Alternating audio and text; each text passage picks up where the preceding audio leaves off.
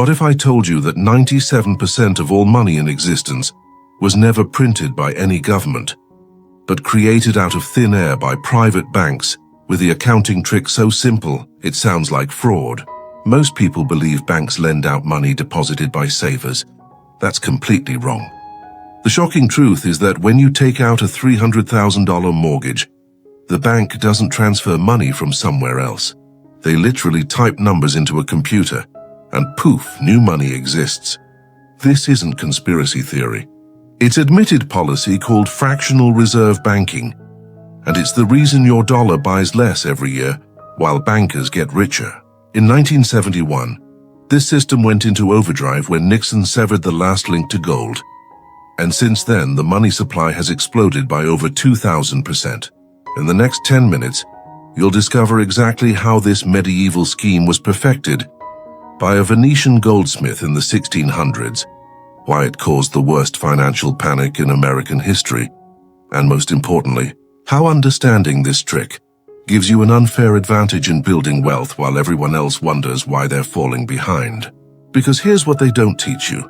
The people who understand how money is created always end up owning the assets, while those who don't end up working for them. Welcome to Venice, 1637. The Republic of Venice dominates Mediterranean trade, and its goldsmiths have discovered something extraordinary. Merchants deposit gold coins for safekeeping, receiving paper receipts in return.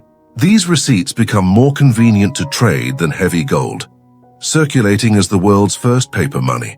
But then, a goldsmith named Antonio Cavalli makes a dangerous observation. Most depositors never reclaim their gold simultaneously. On any given day, perhaps 10% want their gold back. So Cavalli begins issuing receipts for gold that doesn't exist, lending paper claims against the same gold multiple times. If he holds 1,000 gold ducats in his vault, why not issue receipts for 10,000? As long as people trust the paper and don't all demand gold at once, the scheme works beautifully. Cavalli collects interest on money he never had, becoming fabulously wealthy. Other goldsmiths notice his success and adopt the same practice. This is fractional reserve banking, holding only a fraction of reserves against total claims. The practice spreads across Europe like wildfire. By 1694, it becomes institutionalized when the Bank of England receives a royal charter with an explicit agreement. They'll loan the government $1.2 million in exchange for the right to issue paper money, backed by only a fraction of actual gold reserves. The ratio? Initially about 10:1, meaning for every gold coin in the vault, they could create 10 paper pounds. The government gets war financing. The bank gets the power to create money and collect interest on it. It's the perfect symbiotic relationship between state and private finance, except for everyone else. Fast forward to America, 1832. President Andrew Jackson faces down the second bank of the United States, the private institution controlling America's money supply through fractional reserve lending. Jackson calls it a den of vipers and thieves and vetoes its charter renewal, declaring, "You are a den of vipers. I intend to rout you out, and by the eternal God I will rout you out." He succeeds, temporarily freeing America from centralized banking control. But the bankers never forget. They'll get their central bank back in 1913 with the Federal Reserve Act, passed on December 23rd, when most congressmen had left for Christmas, a private banking cartel given governmental authority to create money through fractional reserves and charge the American people interest on it. The inevitable happened on October 24, 1907, the day the scheme collapsed spectacularly. The panic of 1907 exposed fractional reserve banking's fatal flaw. It's built on confidence, and confidence is fragile.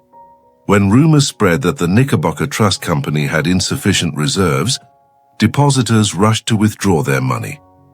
The bank held only about 10% of deposits in actual cash, standard practice for fractional reserve banking. By noon, the line stretched 3 blocks. By 2 p.m., Knickerbocker's reserves were depleted. By 3 p.m., the doors closed permanently. Panic spreads like cholera through New York's financial district. If Knickerbocker couldn't honor withdrawals, which other banks were similarly vulnerable? All of them, it turns out. Within 48 hours, runs hit dozens of banks and trust companies across New York, then Boston, Philadelphia, Chicago. The entire financial system faces collapse because it's all built on the same lie. Banks claim to safeguard deposits while simultaneously lending those same deposits to borrowers, meaning the money exists in two places on paper, but only one place in reality. Normal citizens suffer catastrophically. A Brooklyn schoolteacher named Margaret Ashford waits 7 hours to withdraw her life savings of $840 from Williamsburg Savings Bank, her entire retirement after 32 years of teaching. She reaches the teller window at 4:47 p.m. The bank closes at 5 p.m. and they're out of cash. She gets nothing. The bank survives barely, but Margaret never recovers her money before dying penniless in 1912. Multiply her story by millions. The stock market crashes 50% in 3 weeks. Factories close because they can't access credit for payroll. Unemployment hits 25% in urban areas within 6 months. Suicides spike, and here's the darkest part. The panic is only stopped when J.P. Morgan personally intervenes, gathering the nation's wealthiest bankers in his private library. On November 2nd, he locks the doors and refuses to let them leave until they pledge their own money to stabilize the system. Essentially a private bailout by the banking elite. It works, but Morgan and his fellow bankers learn a crucial lesson. They need a permanent mechanism to control money creation without accountability to depositors or voters. 6 years later, they'll get exactly that. The Federal Reserve System, a private banking cartel disguised as a government institution, with legal authority to create money through fractional reserves backed by nothing, forever. Now look at 2008. Bear Stearns collapses. Lehman Brothers fails. The fractional reserve system faces the same existential crisis as 1907, but on a global scale. Why? Because modern banks operate on even thinner reserves, often less than 3% thanks to gradual regulatory relaxation. When the housing bubble burst, the whole illusion shattered. All those mortgage-backed securities were just claims on money that didn't exist, built on loans created from nothing through fractional reserve lending. And when default spiked, the entire pyramid collapsed. The response? The Federal Reserve created $4.5 trillion out of thin air through quantitative easing, the modern euphemism for typing numbers into a computer and calling it rescue. Then 2020 happens. COVID lockdowns crater the economy, and the Fed creates another $5 trillion in 18 months, the fastest monetary expansion in human history. Your savings lose 20% of purchasing power, while those closest to money creation, banks, asset holders, the already wealthy, capture the new money first, buying real assets before prices adjust.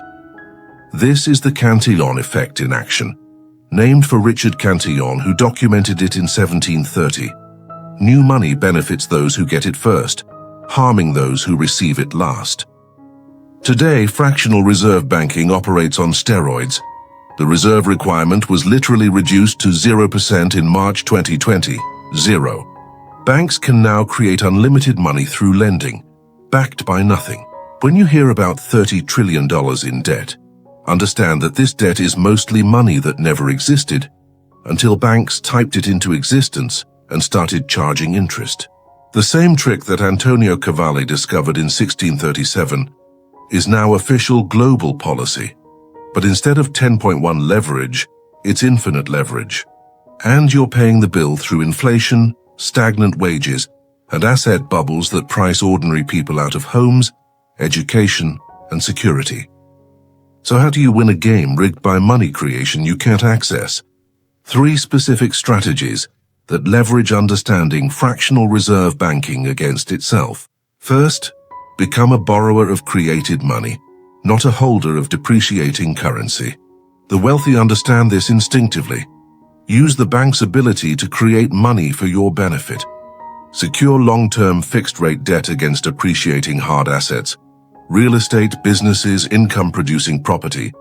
When banks create a $500,000 mortgage for you, they're creating new money and giving it to you to buy something real that inflates in nominal value as the currency debases. You're repaying in tomorrow's weakened dollars. This is exactly how the wealthy became wealthier during every inflationary period. They borrowed created money and bought real assets. The middle class saves currency that's being debased. The wealthy borrow it and buy property. Second, hold assets banks can't print. The anti-fractional reserve portfolio. Allocate wealth to assets that exist outside the fractional reserve system. Physical gold and silver. They can't create more through accounting tricks. Bitcoin, algorithmically capped at 21 million. Productive land. Businesses with real cash flow. Commodities with inelastic supply. These assets, denominated in scarce physical reality, appreciate against unlimited digital currency. Study the Cantillon effect. Position yourself as close as possible to money creation, which means holding assets that banks and wealthy buyers purchase first, with newly created money. Real estate in growing markets. Equities in essential industries. Alternative currencies. Third, develop money creation-proof income streams. Your labor is denominated in depreciating currency. That's the trap. Build income that scales with inflation or is denominated in real value. Businesses with pricing power. Royalties, rental income. International client base allowing currency diversification. Skills so valuable they command raises that outpace debasement. The teacher Margaret Ashford had fixed income destroyed by fractional reserve collapse. Don't replicate her vulnerability. Create anti-fragile income that benefits from or is immune to monetary manipulation. Start this week. Calculate how much of your wealth is denominated in depreciating bank digits versus real assets. If you're over 50% in cash, savings, and bonds, you're on the losing side of fractional reserve banking, essentially donating wealth to those who understand the system. History doesn't repeat, but if you don't understand it, it will crush you all the same. Subscribe now, because next week we're exposing the Federal Reserve's secret accounting loophole that let them hide $16 trillion in bank bailouts from Congress, and how knowing this changes everything about your investment strategy. The system isn't broken. It's working exactly as designed. The question is, are you on the winning side or the losing side?